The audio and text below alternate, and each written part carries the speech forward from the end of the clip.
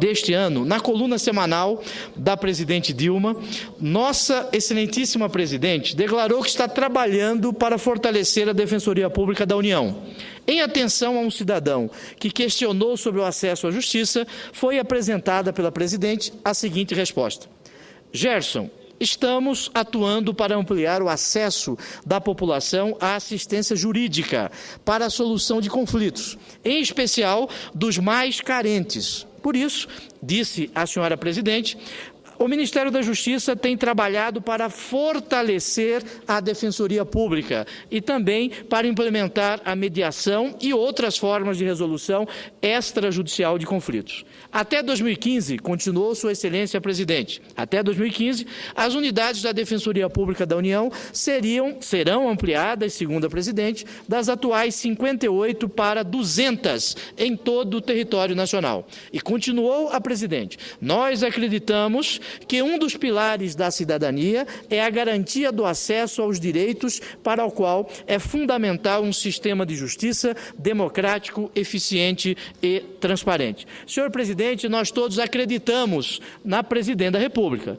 Agora, a Defensoria Pública precisa de menos discursos e mais recursos. A Defensoria Pública precisa de recursos. Em 5 de dezembro deste ano, o Senado aprovou o projeto de lei de autoria do Poder Executivo que prevê a criação de mais 789 cargos de defensores públicos federais, sendo o mesmo encaminhado para a sanção na Presidência da República no dia seguinte, dia 6/12. Atualmente, a Defensoria Pública da União conta com apenas 481 membros. Repito, 481 membros.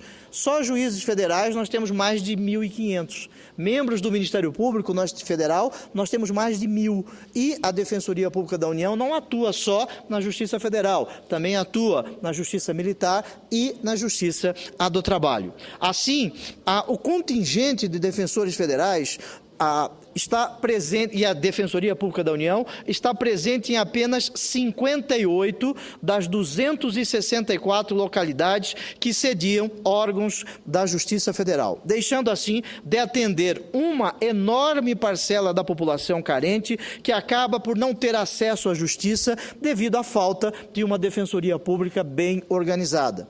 A questão é tão grave que o Ministério Público Federal já interpôs várias ações civis públicas para obrigar a União a implantar o atendimento da DPU, pelo menos onde existam varas da Justiça Federal.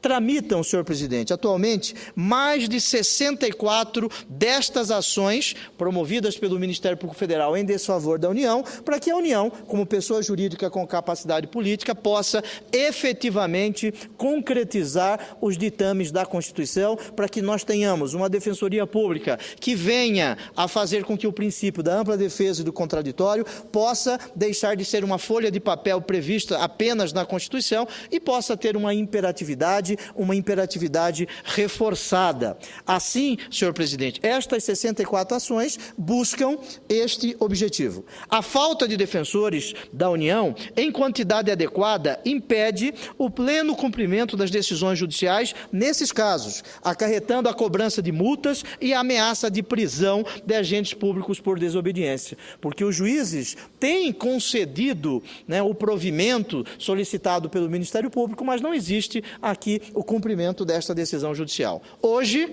além disso, existem 151 candidatos aprovados. Repito, 151 candidatos aprovados, mas ainda não empossados, do último concurso para ingresso na carreira. Este concurso foi concluído em junho de 2010. Portanto, nós já temos cidadãos que dedicaram grande parte da sua vida aos estudos para que pudessem passar num concurso difícil, como é o concurso da Defensoria Pública da União. Desde junho de 2010, estão aguardando que a União possa cumprir este seu acordo que fez com a sociedade brasileira de nomear defensores públicos. Trata-se de um contingente qualificado, conforme atesta sua aprovação em rigoroso concurso, como eu fiz referência, que poderia ser rapidamente integrado ao órgão para atendimento atendimento de parcelas considerável da população carente da República Federativa do Brasil.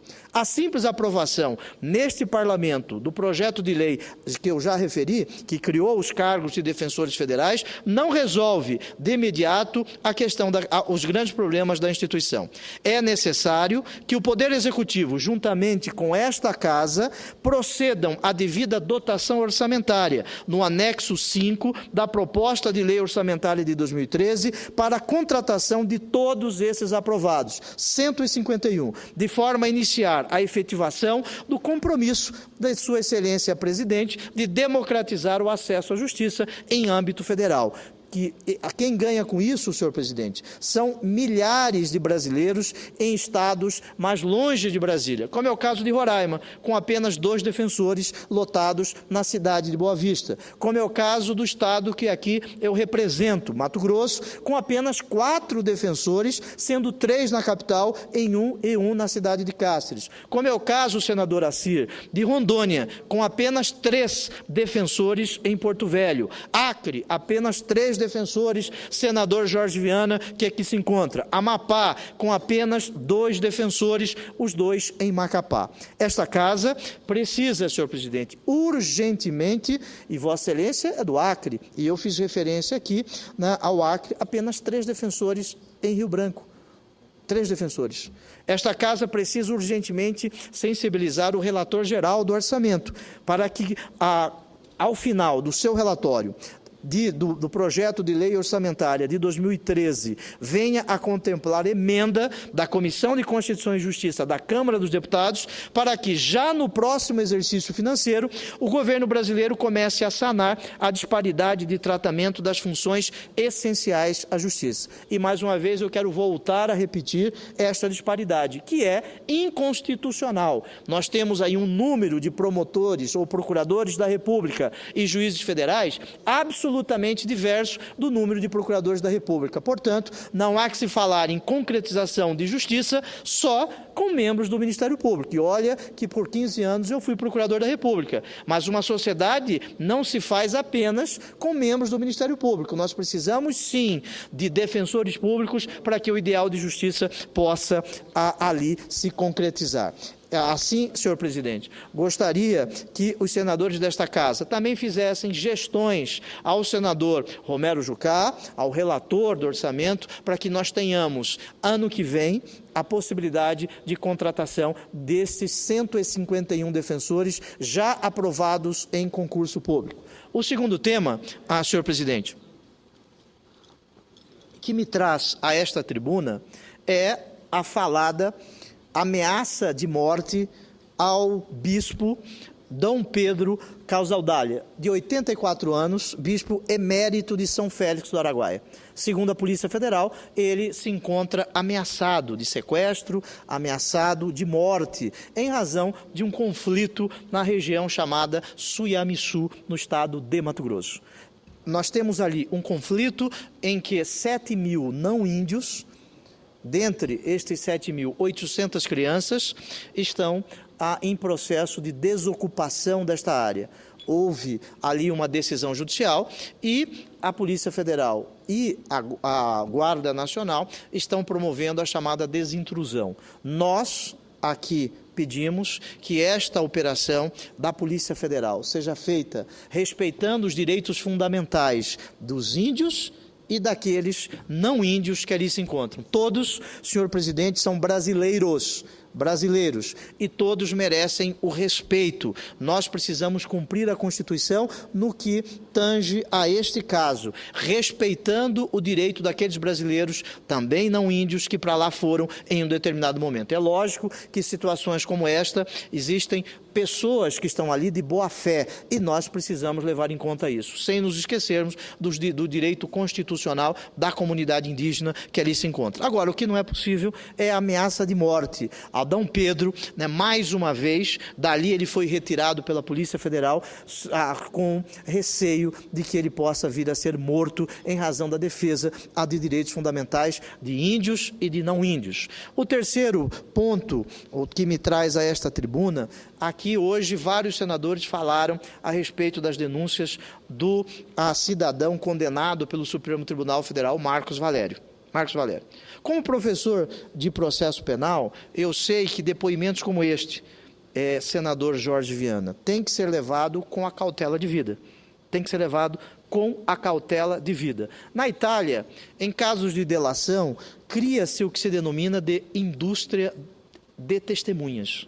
Em um caso que eu participei, e Vossa Excelência conhece alguns desses casos, uma testemunha disse que viu em uma das casas onde um homicídio foi praticado à sua frente. Eu perguntei a ela, quem apareceu nessa casa? A testemunha disse assim, olha, ali iam autoridades, membros do Ministério Público, magistrados. Aí eu vi que essa testemunha estava não falando a verdade. Perguntei, existiam autoridades eclesiásticas? Ela disse, até o Papa passou ali. Aí não tem condições. Então nós temos que levar em conta a cautela devida em depoimentos como este. Este é o primeiro ponto. Agora, eu queria dizer, com todo respeito, senhores, que nós todos reconhecemos e devemos reconhecer os avanços da República Federativa do Brasil, que vem desde a Constituição de 1988, com a estabilização da moeda, os avanços do governo do presidente Lula, com a retirada de milhões de brasileiros da linha da pobreza, que chegaram à classe média e passaram a ser, a conseguir e a alcançar direitos como saúde, educação, segurança. Este fato é incontestável. Agora, o que não é possível, e aqui eu digo isso com todo respeito, é que alguém possa se colocar acima da lei. Nós todos somos iguais diante da Constituição da República. Um senador da República, um ex-presidente da República, o atual presidente da República. Na atual quadra que vive a pátria brasileira, não existem soberanos, existem cidadãos. E na República, todos os cidadãos devem ser tratados com o mesmo respeito e dignidade. Eu quero expressar o meu respeito ao ex-presidente da República, ao presidente Lula, mas dizer que ninguém se encontra acima da lei. Não estou a dizer que ele tenha violado a lei, mas o Estado, ele precisa, através de suas agências, exercer a sua atribuição constitucional. Por isso, ninguém na República é melhor que o outro. Ninguém pode ser tido na República como um cidadão acima de qualquer suspeita. Nós todos, eu, como senador da República, qualquer senador que senta em uma destas bancadas aqui, atual presidente da República, ministro do Supremo Tribunal Federal, ninguém na República está acima da Constituição.